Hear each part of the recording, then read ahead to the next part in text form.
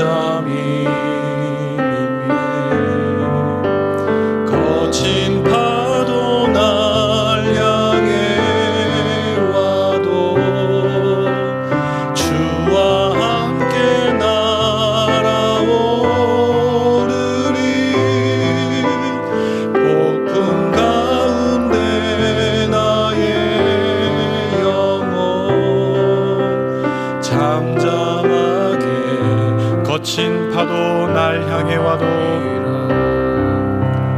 거친 파도 날 향해 와도 주와 함께 날아오르리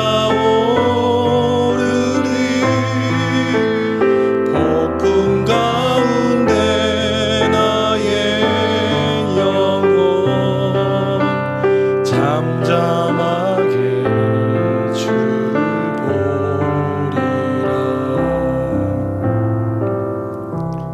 함께 은혜 받으실 하나님의 말씀은 시편 4편 1절입니다.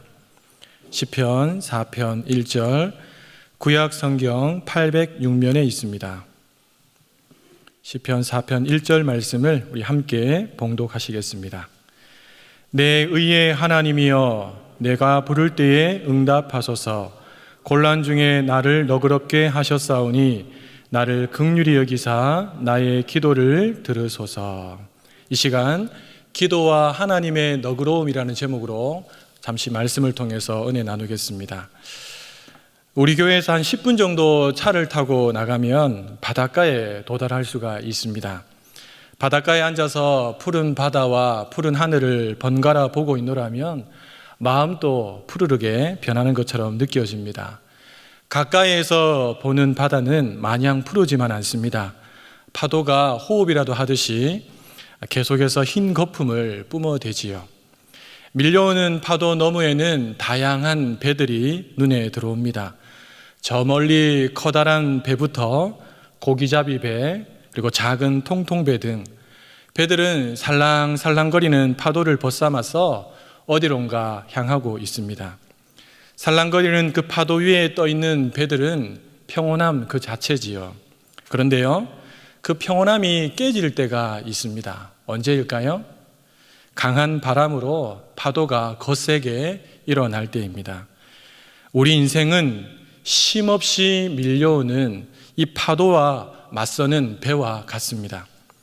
찰싹찰싹거리는 파도도 밀려오지만 전혀 예기치 않게 강한 파도도 연거푸 밀려올 때가 있습니다. 실제로 산전수전, 공중전, 우주전까지 거치는 것이 우리 인생이다라고 말할 수 있을 정도입니다. 잠시도 마음을 놓을 수가 없고요, 결코 만만치 않은 것이 우리네 삶이지요. 여러분은 지금 어떤 파도를 맞서고 있습니까? 대수롭지 않게 작은 파도입니까? 아니면 나의 힘으로는 도무지 감당할 수 없는 거대한 파도입니까? 이 시간에 쉼없이 몰아친 큰 고난의 이 파도 앞에서 굴하지 않고 잘 견뎌내었던 큰 배와 같은 한 사람을 소개하려고 합니다. 그 사람은 바로 다윗입니다. 여러분, 다윗이 만난 고난 익히 잘 알고들 계시지요. 그가 만난 고난은 웬만한 배들을 집어삼킬 만큼 거대한 파도와 같았습니다.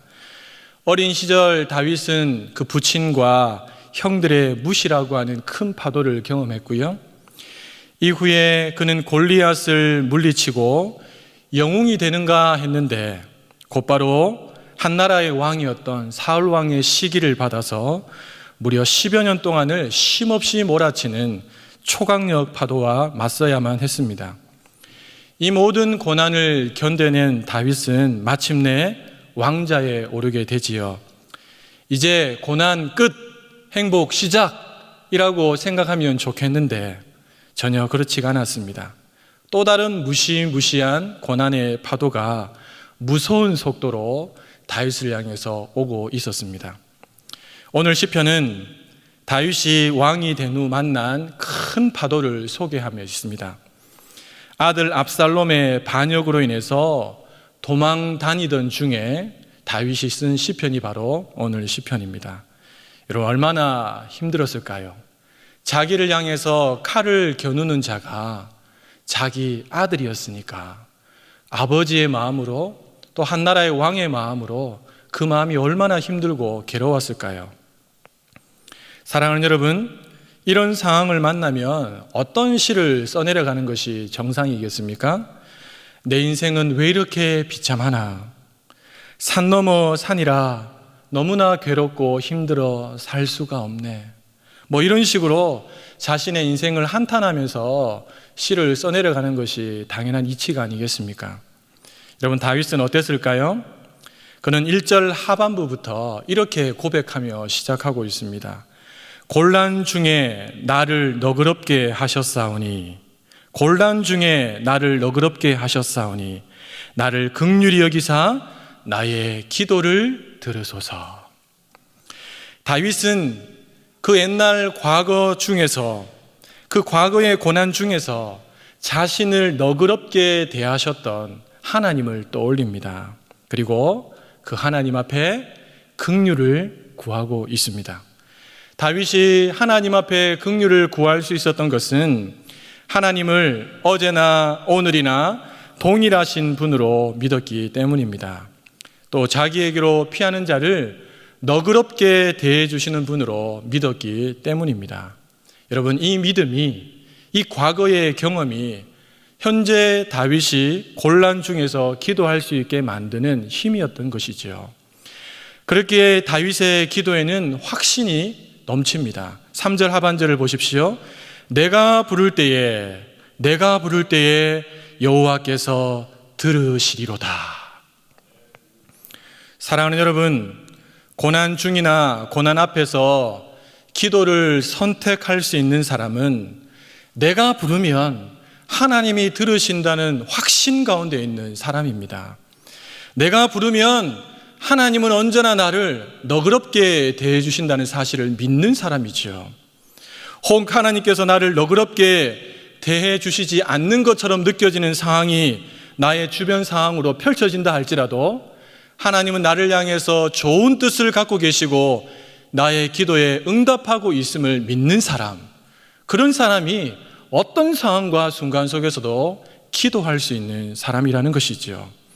다윗이 그러했고 십자가를 앞에 두고 계셨던 우리 주님이셨던 예수님도 그러하셨습니다. 그렇습니다.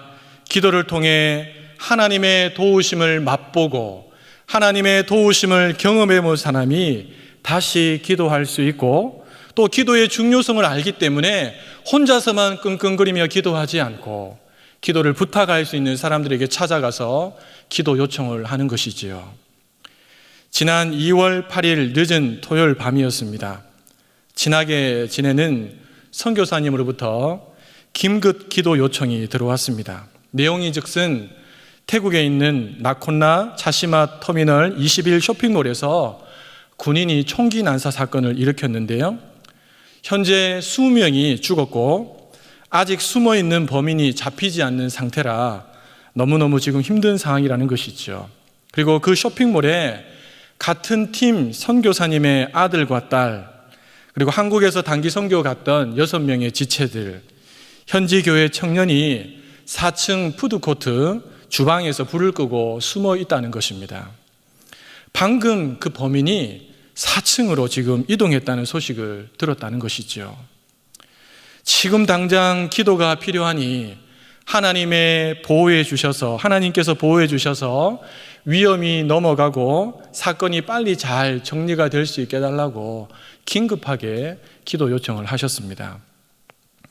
늦은 밤이었지만 급박한 상황이었다 보니까 잠시나마 하나님의 긍휼을 구하고 간절히 기도했습니다. 자정이 넘는 시간이었습니다.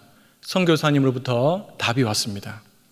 모두가 무사히 빠져나왔다는 기쁜 소식이었습니다. 그리고 동료 선교사님과 그 아들이 주고받은 카톡을 함께 보내주셨습니다. 내용은 이랬습니다. 토요일 밤 11시 57분입니다. 선교사님이 말합니다. 서완아, 서은아, 기도하고 있다. 그러자 아들인 서완이가 이렇게 답합니다. 감사합니다. 30분이 좀 더 지난 자정이 지났죠. 12시 30분입니다. 아들에게서 카톡이 왔어요. 기도 덕분에 살았습니다. 기도 덕분에 살았습니다. 지금 나왔니? 네. 일행도 주님이 도와주셨어요. 할렐루야. 주님 감사합니다. 아멘. 여러분, 우연일까요? 우연의 일치일까요? 아닙니다. 당시 총기 난사 사고로 20명 이상의 사람들이 죽었습니다. 그리고 30명 이상의 사람들이 여러 가지 많은 큰 부상들을 당하게 되었습니다. 그런 가운데 하나님께서 기도를 들으시고 선하신 뜻 가운데서 친히 보호해 주신 것입니다. 너그럽게 대해 주셨던 것이지요. 주 안에서 사랑하는 여러분, 곤란 중에 기도한 다윗을 너그럽게 긍휼히 대해 주셨던 하나님은 지금도 여전히 살아계시는 하나님이신 줄로 믿습니다. 지금도 긍휼을 구하며 나오는 자들을 물리치지 않으시고 그들의 기도를 들어주시는 하나님이십니다. 곤란에서 벗어난 다윗에게 기쁨과 평안함과 안전함을 선물해 주셨던 하나님께서는 지금도 자신을 향해 피하고 도움을 요청하는 자들에게 동일한 은혜로 함께 하시는 분이신 줄로 믿습니다. 지금 하나님의 도우심이 필요할 만큼 큰 고난의 파도와 맞서고 있는 분들이 계십니까? 아니면 지금 내 앞에 큰 고난의 파도가 다가오는 것처럼 느껴지는 분들이 계십니까? 걱정하지 마십시오. 두려워하지 마십시오. 기도할 수 있다면 그것으로 충분합니다. 하나님은 큰 고난의 파도 중에 기도하는 자를 품어주시고 함께 찬양했던 것처럼 함께 날아오르게 해 주실 것입니다. 기도함으로 하나님의 너그러움을 깊이 경험하시는 우리 대형의 모든 성도님들 되시기를 예수님의 이름으로 축복합니다. 우리 함께 기도문을 읽고 함께 기도하는 시간을 가지도록 하겠습니다. 하나님 아버지, 우리의 기도를 듣고 항상 너그럽게 대해 주셔서 감사합니다.